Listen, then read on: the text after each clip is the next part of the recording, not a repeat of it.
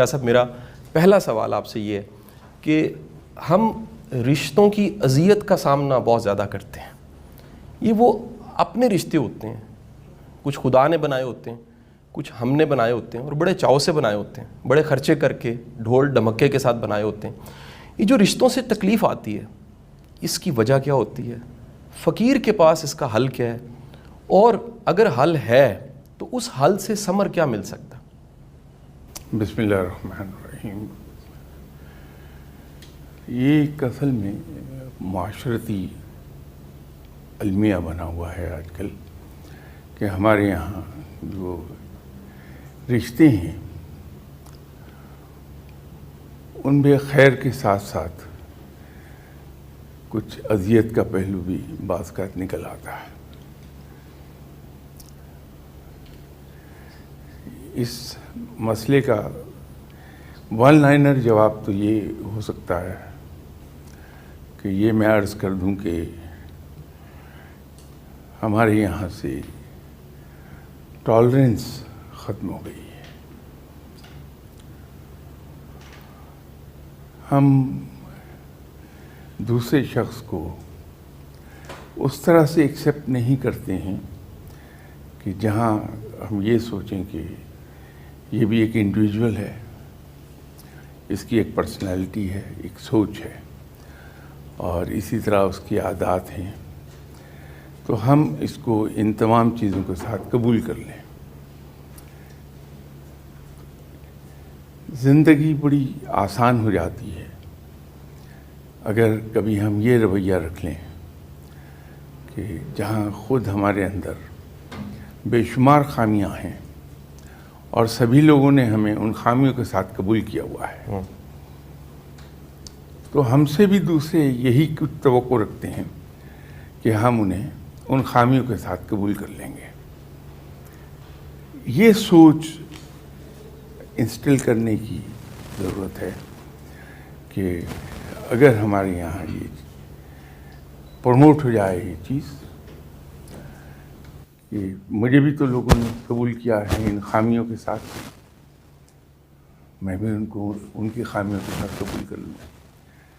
ایک خاص طور پہ ایک رشتہ جو آپ نے کہا کہ ہم دھوم دھڑکے کے ساتھ خرچ کر کے قائم کرتے ہیں,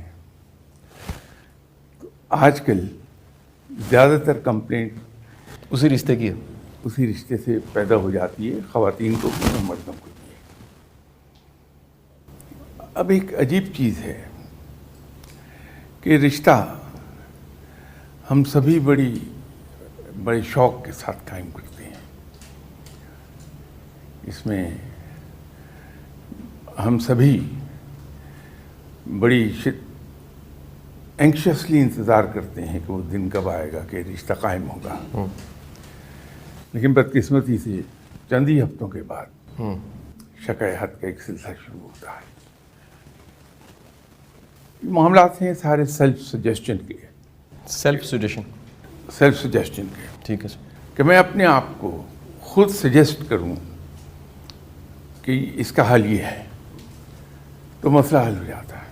ٹھیک سر.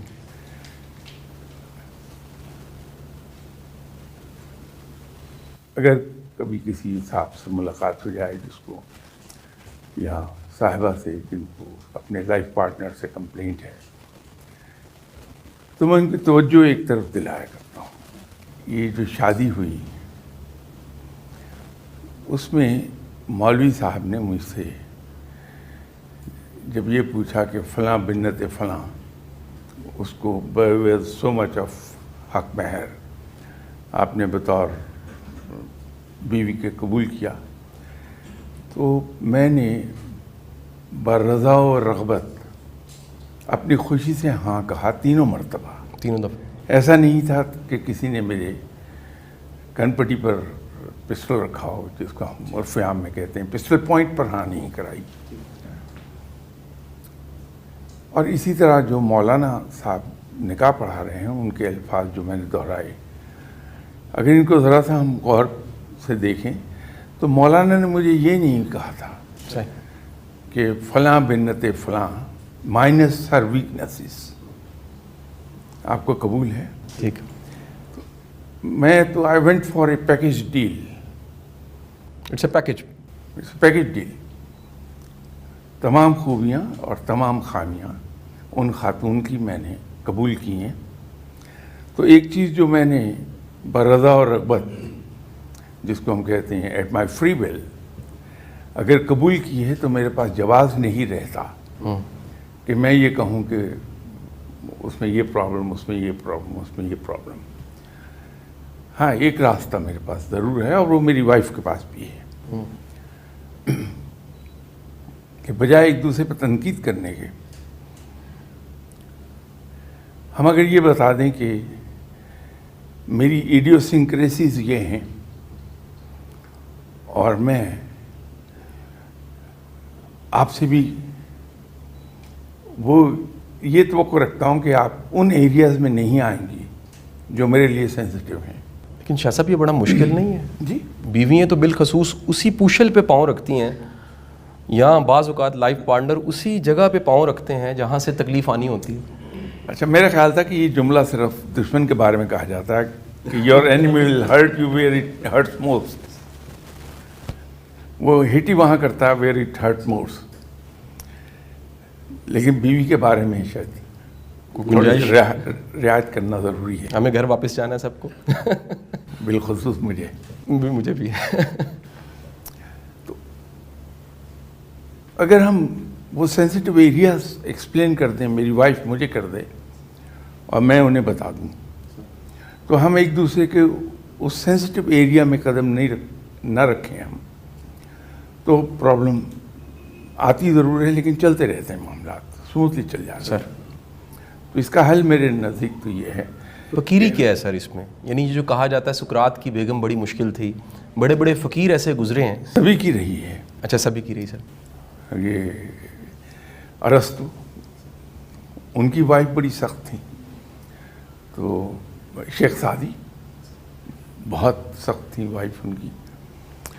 कोई फ़कीरी का पहलू मिलता है सर इससे? हमें कोई उम्मीद लग जाए कि जो ये हम सितम बर्दाश्त कर रहे हैं और तकलीफ़ बर्दाश्त कर रहे हैं, इसका कोई अजर, कोई खैर? मैं इसीलिए ये नाम ले रहा था कि उम्मीद बन जाए कि तकरीबन सभी औलिया कराम और फ़कीरों की बीवियाँ बहुत सख्त होती हैं, तो बल्कि क्रेडिट देना चाहिए ऐसे तमाम लोगों की वाइफ्स को कि न बीवियाँ इतनी सख्त होती, न वो शख्स शादी होते अल्लाह के वहाँ पनाह लेता और बड़े खुशबू व खजू के साथ पुकारता अपने रब को। एक अजीब इत्तेफाक है कि जितने भी औलिया कराम बड़े बड़े गुजरे हैं, उन सब की वाइफ्स खासी तुंदखू रही हैं, बल्कि गालिबन अरस्तु ही के बारे में था कि जब कोई इल्मी बहस छिड़ जाती थी कहीं,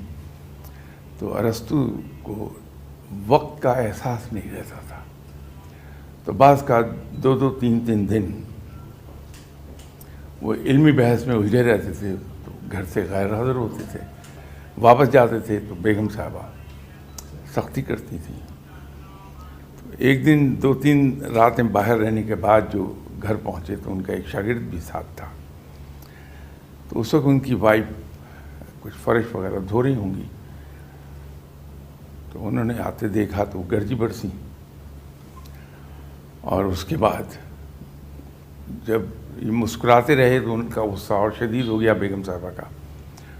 उन्होंने पानी की बाल्टी उनके ऊपर फेंक दी, तो शागिर्द ने कहा कि हुजूर ये क्या हुआ? कहा, जो बादल इतने गरजे थे उनका बरसना बड़ा ज़रूरी था। तो ये ज़िंदगी में अल्लाह की तरफ लौ लगाने में हेल्प करती है ये चीज़। शाह साहब, मुझे अज़राए मज़ाक एक छोटा सा वाक़या याद आया, मैं चाहूँगा कोई एक कमेंट कर दीजिएगा उस पर। मेरे एक दोस्त थे, उन्होंने बिज़नेस में बड़ा ग्रो किया, सच्ची कहानी है। तो मैंने उनसे पूछा कि हर कामयाब मर्द के पीछे एक औरत का हाथ होता है, तो यकीनन हमारी भाभी का। उन्होंने कहा जी बिल्कुल ऐसा ही है, मैं इतना तंग था कि सुबह उठ के काम पे जाता था और रात गए आता था, लिहाजा काम में तरक्की कर गया। दुरुस्त है, ये दुरुस्त है।